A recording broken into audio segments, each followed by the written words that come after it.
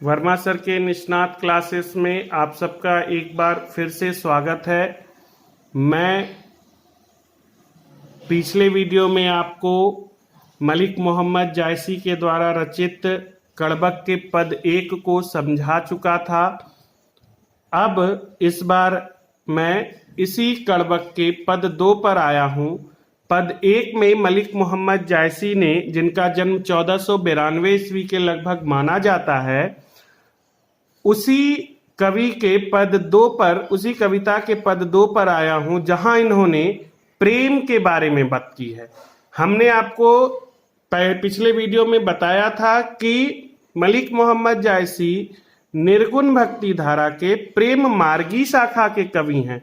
जो इनका पहला पद था, इसमें उन्होंने अपने निर्गुण भक्ति धारा का परिचय दिया था। अब जो आप पद 2 देखिएगा, इसमें ये प्रेम मार्गी के किस प्रकार परिचय देते हैं, यह मैं आपको बताने जा रहा हूं। इस पद में कवि ने प्रेम का बखान किया है, एक ऐसे प्रेम का जिस पर इन्होंने पूरा क्रेडिट अपना लिया है कि अगर मैं नहीं बताऊंगा तो पूरी दुनिया नहीं जान सकेगी।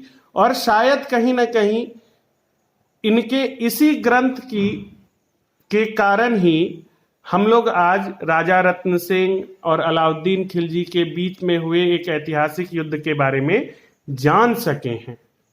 यहां पर कवि कहते हैं कि देखिए, फिर मैं आपको बता दूं, मोहम्मद ये हमेशा अपना पहला रखते हैं, अपना नाम है। इनका जो पहला नाम है मलिक, वो इनके पिताजी का नाम है। मोहम्मद इनका अपना नाम है। जायसी इनका घर है, जन्म स्थान है। तो मोहम्मद यही कवि जोरी सुनावा, सुना जो प्रेम गीर, सुना जो प्रेम पीर गा पावा। यानी कि मोहम्मद ने यह काव्य जिसको भी रचकर सुनाया, यह काव्य यानी ये आपको पद्मावत खंड से लिया गया है और पद्मावत खंड के बारे में बताया गया है कि मोहम्मद ने यह कविता, यह काव्य जिसे भी रचकर सुनाया है और जिसने भी उसे सुना है, सो प्रेम पीर गा पावा, उसे प्रेम की पीड़ा का अनुभव हुआ है। जोरी लाई रकत कैलेई, रकत का मतलब हुआ रक्त, खून। जोरी लाई रकत कैलेई, गाढ़ी प्रीति नैन जल भेई। यानी इसका मतलब है कविता के बारे में, अपने किए गए मेहनत के बारे में यहाँ कवि कहते हैं कि मैंने इस काव्य को, जिस काव्य के बारे में आप पढ़े हैं और यहाँ पर भी इसकी चर्चा है, इस काव्य को मैंने अपने खून से सींचा है, अपनी गाढ़ी प्रीति के आंसुओं के, न आंखों के आंसुओं से इसे भिगोया है। यानी मैंने यह कविता सिर्फ अपने कलम से नहीं रची, मैंने इसमें अपना खून, प्रेम में डूबी हुई आंसुओं को भी इससे सींचा है। ओ मन जानी कबीत अस किन्हा, मकु यह रहे जगत मही चिन्हा। इस काव्य की रचना और ये मन में जानते हुए मैंने इस प्रकार इसकी रचना की है कि मकु यह रहे जगत मह चिन्हा, यानी कि मेरे नहीं रहने के बाद मेरे जग में मेरी निशानी बनकर यह काव्य रहे। कहां सो रतन सेनी अस राजा। देखिए, ये पूरा जो आप ये छंद पढ़ने जा रहे हैं, ये पद्मावत के कहीं बीच से लिया गया है, जहां पर इन्होंने पूरी कहानी सुना दी है, पूरी कविता रचकर लिख दिया है और उसके बाद उसके बारे में बता रहे हैं कि कहां सो रतन सेनी अस राजा। अब कहां रतन सेन जैसा कोई राजा है, कहां सुवा असी बुद्धि उपराजा, और कहां वैसा बुद्धिमान सुग्गा है। इतिहास में एक प्रसंग है कि मलिक मोहम्मद जायसी को इस पद्मावत के घटना के बारे में, रत्नसेन और अलाउद्दीन खिलजी के युद्ध के बारे में, पद्मावती की खूबसूरती के बारे में एक तोते ने आकर बताया था। तो इसलिए उस तोते का भी जिक्र यहां है और इसी से देखिए इतिहास बनता है।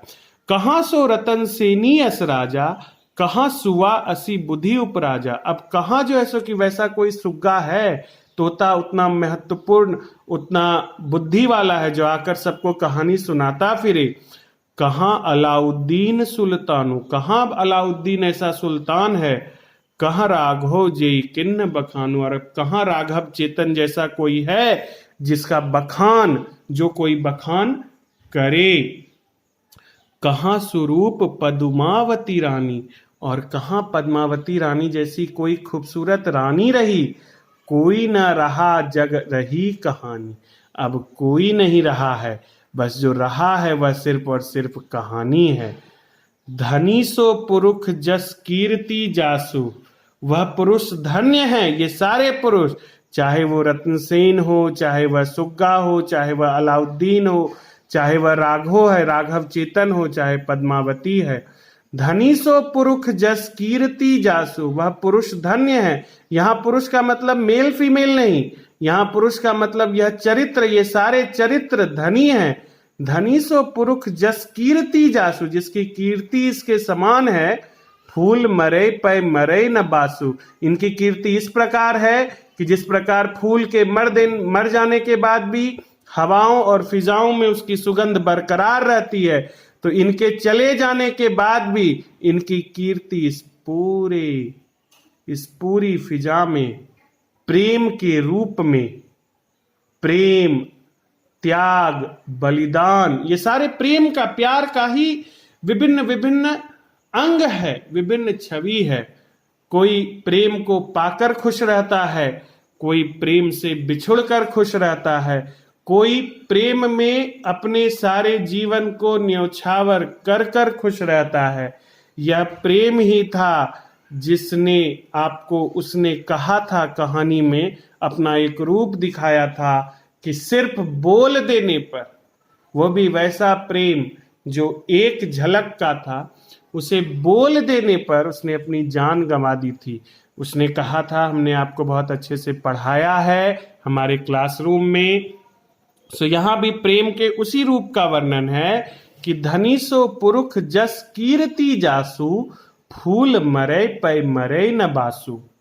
यानी ये कहते हैं कि ऐसे पुरुष उस फूल के समान है जिसके खत्म हो जाने पर भी उसकी सुगंध पूरी सृष्टि को सुगंधित कर सकती है, करते रहती है। केई न जगत जस बेचा, कई न लिन्न जस मोल। इस जगत में जस यानी कि यश, जस का मतलब यश हुआ, यश यानी कि इज्जत। कोई न जगत जस बेचा, कई न लिन्न जस मोल। इस जगत में ना तो कोई यश खरीद सकता है, न कोई बेच सकता है। जो यह पढ़े कहानी हम, संवरे दुई बोल। मेरे द्वारा खून से रचित इस कहानी को जो यह पढ़ लेगा, उसे 2 शब्द में ही मैं याद रहूंगा कि इस जगत में ये जो लाइन है कि यश न खरीदा जा सकता है, न बेचा जा सकता है। यश को सिर्फ और सिर्फ कमाया जाता है। फूल में सुगंध न कोई दे सकता है और न फूल से कोई सुगंध ले सकता है। रत्नसेन जैसा बहादुर और पद्मावती जैसी खूबसूरत महिला, खूबसूरत रानी फिर कभी नहीं होगी। इसलिए अगर मैंने यह रचना की है तो इसके पीछे मेरा यह आपको संदेश देना है कि यश और कीर्ति कभी किसी की नहीं मरती। ठीक है, हम लोग अब इसका क्वेश्चन आंसर अपने ग्रुप में देखेंगे। जो लोग ग्रुप से नहीं जुड़ पाए हैं और वीडियो में हैं, वो हमारे ग्रुप से जुड़िए और पढ़ते रहिए, घर पर रहिए, स्वस्थ रहिए। धन्यवाद।